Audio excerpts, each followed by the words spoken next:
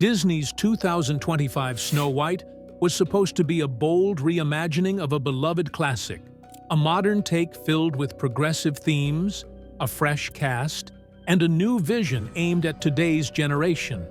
But instead of ushering in a new golden era for Disney, it's quickly spiraling into one of the company's biggest PR disasters in recent years.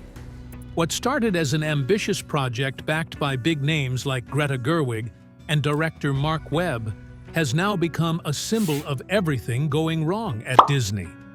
From plummeting box office projections to brutally negative early reviews, Snow White is facing backlash not just from casual moviegoers, but even die-hard Disney fans, the ones who usually support every remake no matter what. Even worse, audiences are reportedly walking out of early screenings, citing poor pacing, sloppy editing, and a storyline that feels more like a lecture than a fairy tale. At the center of this storm is Rachel Zegler, whose public defense of the film has only added fuel to the fire. Critics are calling her tone dismissive, and her recent statements about not trusting reviewers have sparked even more controversy. As Zegler, Gerwig, and even Bob Iger scramble to do damage control, so how did Disney get here? What went so wrong with a film that had every advantage going in? Let's break down exactly how Snow White became a cautionary tale instead of a comeback. When Disney first announced its live-action Snow White remake, expectations were sky-high. This wasn't just another rehash of a classic. It was billed as a bold reimagining of the 1937 animated film that launched the Disney empire.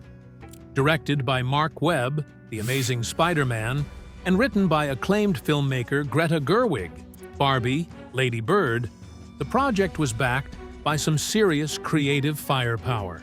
Casting Rachel Zegler, fresh off her breakout role in West Side Story, as Snow White added even more buzz, especially with her vocal talents and rising star power.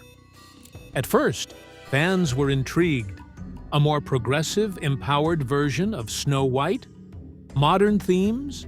A woman taking control of her own story? On paper, it sounded promising.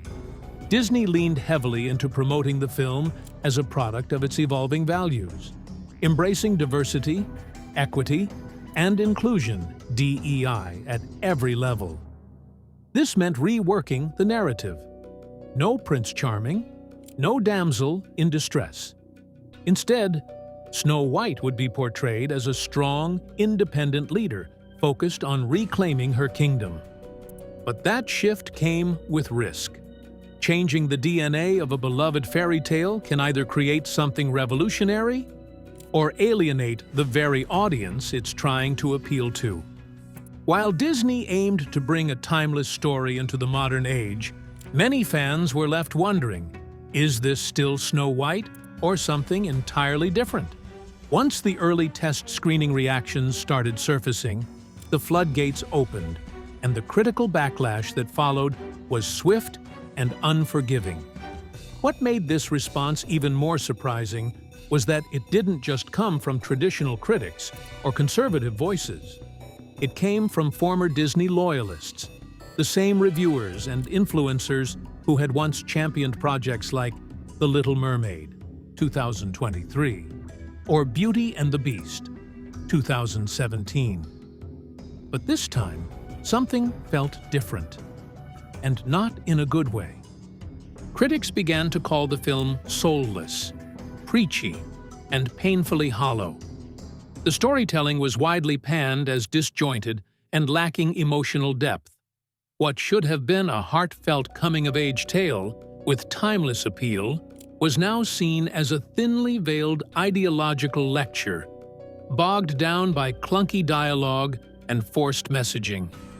One major point of criticism was the lack of emotional resonance.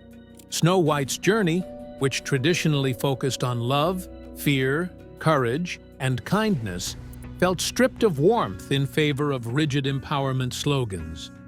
Critics noted that Rachel Zegler's Snow White often came across more as a political figure than a relatable heroine.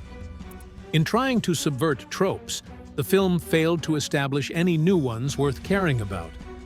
Even more alarming for Disney was the tone of many reviews. Less disappointed, more disillusioned. These weren't casual complaints. They were deep criticisms of Disney's direction as a brand. Critics questioned whether the studio still knew how to tell meaningful stories, or if it had become too focused on agenda-driven content to connect with real audiences. Social media didn't help. As soon as embargoes lifted, Snow White began trending, for all the wrong reasons. Clip reactions, meme-worthy lines, and scathing Twitter threads dominated the conversation. The film's messaging, rather than being inspiring, came off as out of touch or pandering to many online users. In short, critics didn't just dislike the movie, they saw it as a symbol of Disney's creative decline. And with audience reactions still to come, things were only going to get worse from here. As Snow White 2025 finally made its way into early access showings and limited release markets, what had been critical backlash quickly evolved into a full-blown audience revolt. Normally, Disney can rely on its loyal fan base to soften the blow from critics. But not this time. In a stunning shift, even die-hard Disney supporters, the kind who defend every remake and attend opening weekend in costume, began turning their backs on this film. Multiple reports surfaced of audience walkouts, some occurring within the first hour of the film. Viewers complained about the slow pacing, especially in the second act, where the plot reportedly loses momentum and becomes a slog to sit through. Scenes felt disconnected, character arcs were underdeveloped, and many complained that the dialogue felt more like a political lecture than anything resembling a fantasy adventure. What truly shocked people, however, was the feedback from longtime Disney fans. Those who had supported the live-action remakes of The Little Mermaid, Aladdin, and Cinderella were now openly criticizing Snow White. Social media was flooded with comments from fans expressing disappointment, frustration, and even betrayal.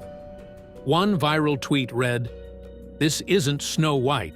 It's a corporate statement dressed in a fairy tale costume."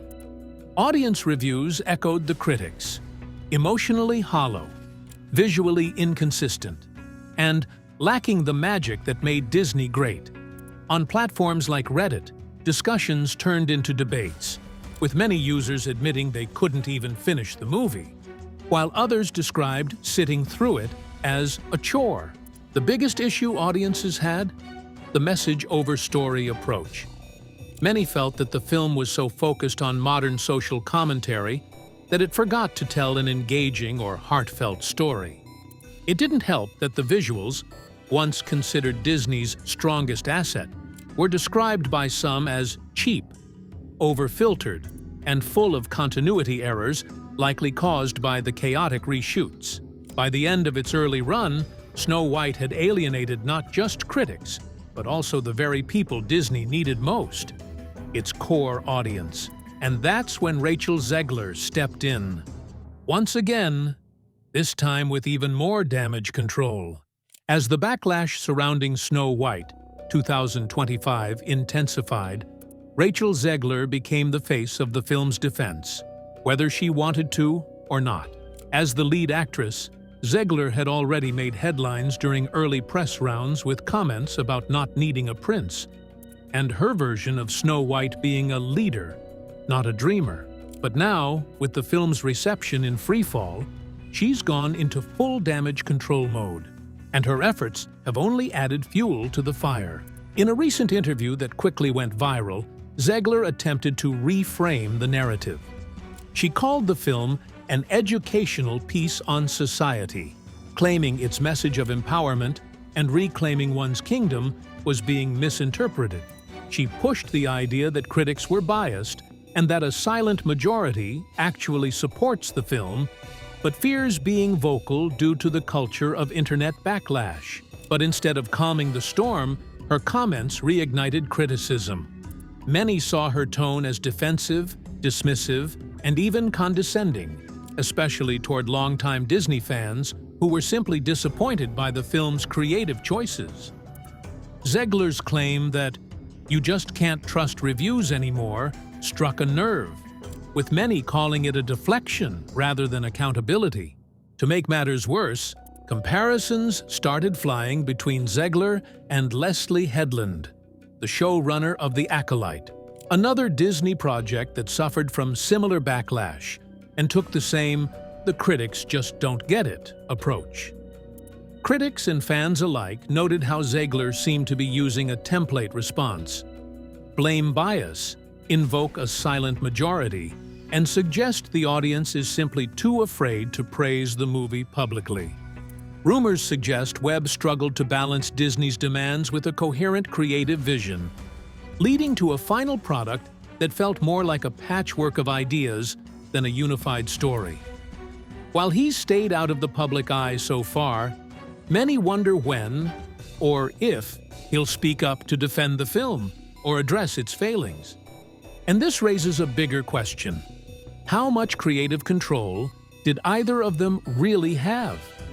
With a studio like Disney, especially on a legacy IP like Snow White, artistic freedom often takes a back seat to brand strategy. It's very possible that Gerwig and Webb were simply brought in to execute a predetermined agenda, and the end result reflects exactly that. A film that tries to say something meaningful but ends up feeling hollow and confused. In the wake of this debacle, both Gerwig and Webb's reputations hang in the balance. One of the most polarizing elements of Snow White, 2025, is the film's unapologetic embrace of diversity, equity, and inclusion, DEI, a cornerstone of its marketing and storytelling approach. From the casting of Rachel Zegler, a Latina actress, in the traditionally white role of Snow White, to the removal of the prince and the classic true love's kiss, the film went to great lengths to subvert expectations and modernize the narrative. But instead of sparking inspiration, it ignited a firestorm. Disney positioned the remake as a celebration of empowerment, inclusion, and progressive values. A Snow White fit for modern women, in Zegler's own words. But critics and audiences alike began to question whether these changes were organic or forced, feeling more like a checkbox exercise than thoughtful storytelling. The seven dwarfs were replaced by a diverse band of companions, and Snow White herself was reimagined as a revolutionary figure fighting for her kingdom. While the intentions may have been noble, many felt the execution lacked authenticity. This sparked a wider ideological debate. Supporters of the film argued that Snow White needed to evolve with the times, that Disney was right to update its older, outdated tales with more inclusive, empowering narratives. However, detractors pushed back, insisting that the film lost the heart of the original by replacing fairy tale charm with political messaging. They weren't rejecting inclusion. They were rejecting agenda-first filmmaking. The backlash also highlighted growing fatigue among audiences who feel studios are using iconic franchises to push modern ideologies at the expense of story. In trying to avoid every potential stereotype or controversy, some believe Disney stripped away the emotional core that made the original timeless. Rachel Zegler's own comments didn't help, as she continually framed criticism as a rejection of DEI itself, rather than a reaction to poor storytelling. That narrative, that backlash equals bigotry, further alienated audiences who simply wanted a well-told tale. Ultimately, the film became less about Snow White and more about the culture war it walked right into, making it impossible to separate the movie from the message it was built to deliver. In the midst of the backlash, one of Rachel Zegler's more controversial talking points was her claim that a silent majority actually supports Snow White, 2025. They're just too afraid to say so publicly. According to Zegler, the loud voices dominating the discourse are not representative of the actual support the film has received. She suggested that fandom culture and online bullying have created an environment where positive feedback is suppressed, and that critics are biased or insincere. This line of defense, however, has become increasingly common and increasingly unconvincing. We've seen it before with other underperforming Disney projects, like The Acolyte, where creator Leslie Headland also leaned into the silent majority narrative to explain poor reception. But in practice, this defense often feels like a last resort, a way to deflect criticism instead of addressing the film's genuine shortcomings. Many critics and fans took issue with the implication that people who dislike the film are either hateful or dishonest. The reality is, audiences have shown strong support for inclusive, female-led films when they're well-written and emotionally resonant. The pushback against Snow White isn't rooted in bigotry, but in frustration with a film that seems more focused on optics than storytelling. Claiming a silent majority exists doesn't change the reality.